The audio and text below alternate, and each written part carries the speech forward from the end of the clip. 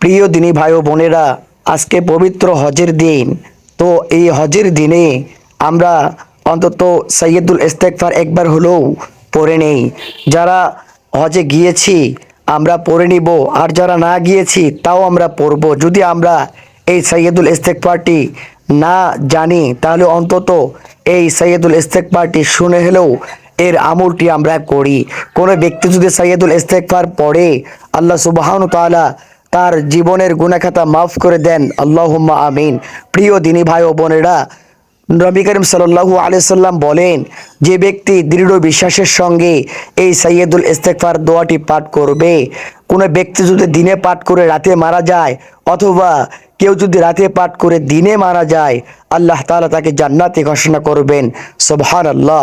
প্রিয় দিনী ভাই ও বোনেরা, তো সাইয়্যিদুল ইস্তেগফার দোয়াটি হলো এই: আল্লাহুম্মা আনতা রাব্বি লা ইলাহা ইল্লা আনতা খলাকতানি ওয়া আনা আবদুকা ওয়া আনা আলা আহদিকা ওয়া ওয়া'দিকা মাস্তাতা'তু আউযু বিকা মিন শাররি মা সানা'তু আবুউ লাকা বিনি'মাতিকা আলাইয়া ওয়া আবুউ বিযামবি ফাগফিরলি ফাইন্নাহু লা ইয়াগফিরুয যুনুবা ইল্লা আনতা।